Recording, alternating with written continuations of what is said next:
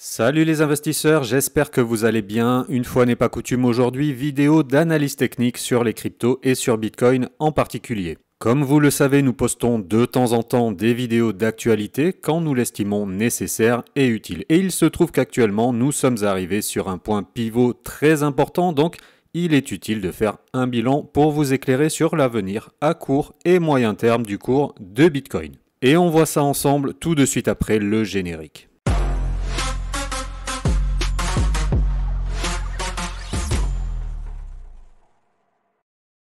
Je vais vous montrer plusieurs éléments techniques très importants que nous avons remarqués et vous allez voir que le dernier est très puissant et déterminant pour la suite. Donc restez bien jusqu'à la fin de la vidéo pour découvrir l'ensemble de l'analyse. Juste avant, laissez-moi vous rappeler que nous proposons toujours la formation Bitcoin Indicators à un prix défiant toute concurrence. Dans cette formation, nous mettons en avant 10 indicateurs puissants et il ne s'agit pas d'indicateurs classiques comme le RSI et compagnie, mais des indicateurs spécialement conçus pour Bitcoin et qui ont montré toute leur pertinence depuis 10 ans.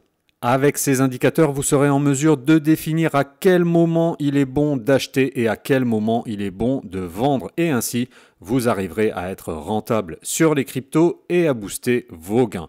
Si vous voulez découvrir cette formation, vous avez le lien dans la description sous cette vidéo. Je ferme la parenthèse. Alors avant de vous montrer les 3 éléments techniques clés que je veux mettre en avant aujourd'hui, petit rappel de la situation. Lors de notre dernière analyse technique publiée sur notre chaîne début juillet, nous annoncions un rebond probable sur Bitcoin.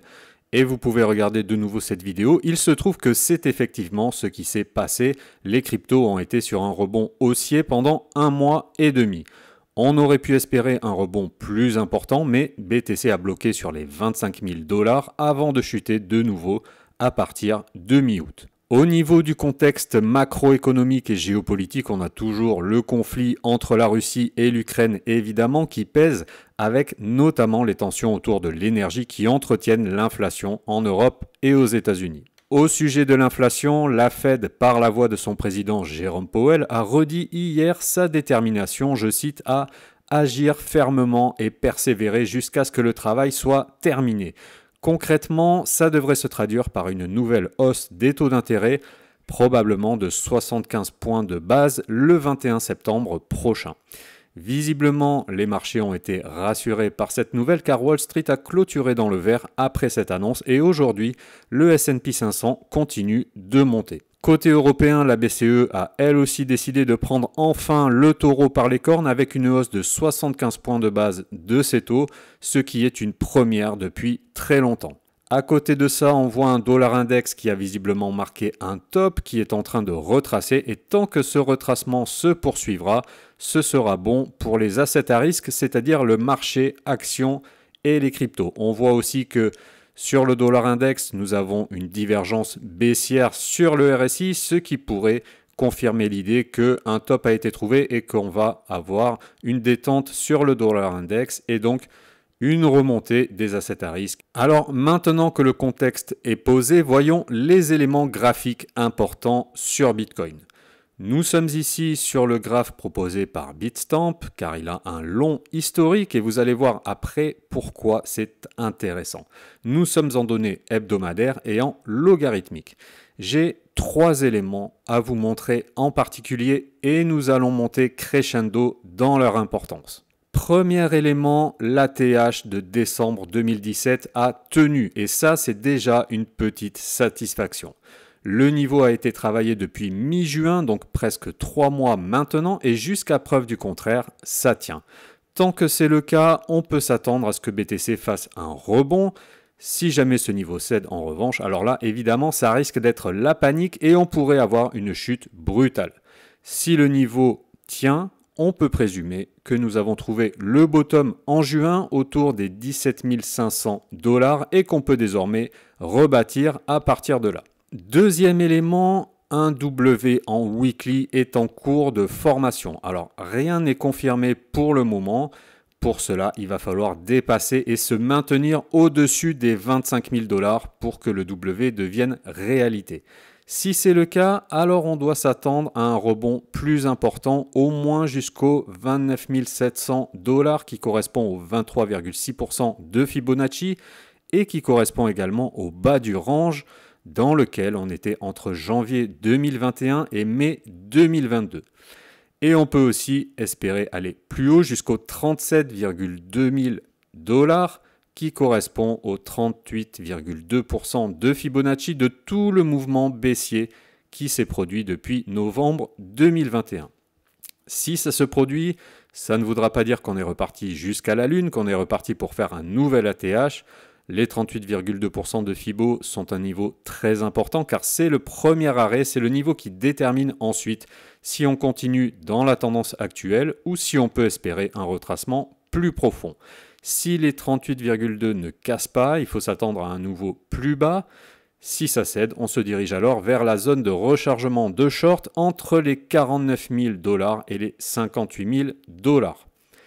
Dans tous les cas, on n'en est pas là. Ce qu'il faut surveiller pour le moment, c'est les 25 200 $ pour voir si le W prend vie, ce qui serait déjà un premier signal très positif pour ceux qui espèrent voir Bitcoin repartir à la hausse. Ensuite, si c'est le cas, si le W prend forme, on ira, comme je l'ai dit, probablement vers 30 000, voire 37 000, qui sont des niveaux clés de retracement Fibonacci. Est-ce qu'on peut aller plus haut dans l'immédiat ?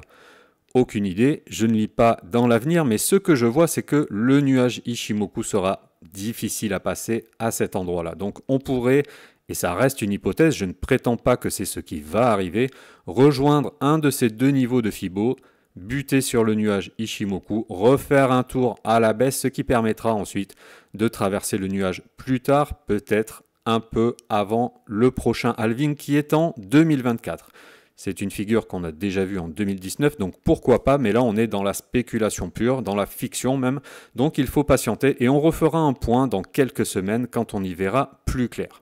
Troisième élément très important que j'ai remarqué, et là je passe en mensuel pour vous le montrer, il s'agit de la trendline que vous voyez ici en blanc et qui prend sa source en 2013, c'est-à-dire depuis 9 ans. Donc là, c'est du lourd. On n'est plus dans des papillonnages à court terme, on est sur de la grosse tendance de fond. Et qu'est-ce qu'on voit ? On voit qu'à chaque fois que cette trendline a été touchée ou frôlée, il s'en est suivi un gros rebond avec même un nouvel ATH. En 2013, on est alors à 45 $. Le cours tape la trendline et bondit jusqu'à 1150 $, c'est-à-dire x 25. En 2015, on frôle en janvier, puis on touche en septembre. BTC est alors autour de 200 $, puis ça monte jusqu'en décembre 2017 à près de 20 000 $, c'est-à-dire x 100. En 2020, lors du crack Covid, on tape la trendline vers les 3 800 $ et ensuite, comme vous le savez, BTC est monté jusqu'à 69 000 $, c'est-à-dire x 18. Donc vous voyez un peu la puissance de cette ligne de tendance long terme. Et maintenant, eh bien, on voit que le cours est de nouveau revenu chatouiller la trendline. Donc si ce qui s'est produit par le passé se renouvelle, on peut espérer avoir touché le bottom du cycle actuel et pouvoir repartir à la hausse avec une hausse puissante. Évidemment, si c'est le cas, on ne va pas faire un nouvel ATH dans 15 jours. Ça peut prendre des mois, voire 2 ou 3 ans, mais ça veut dire que se positionner maintenant est une très bonne idée. En gardant à l'esprit qu'il faut rester prudent et pas jeter toutes ses billes dans la bataille d'un coup, il vaut mieux étaler ses entrées dans le temps ou alors mettre un stop loss sous la trendline, car si le support finit par casser, alors là par contre ça risque d'être la catastrophe avec une chute brutale. Dans tous les cas, ce support est à surveiller de très près, c'est un support long terme puissant et l'attitude que va adopter le cours de Bitcoin sur cette trendline est déterminante pour la suite. Voilà, j'espère que cette petite analyse vous aura éclairé, qu'elle vous permet de prendre conscience de la situation. Je vous rappelle que les portes de la formation Bitcoin Indicators vous sont ouvertes, donc n'hésitez pas à y faire un tour pour voir de quoi il s'agit. Je vous souhaite de bons investissements sur les cryptos et je vous dis à très vite sur Investir et Business.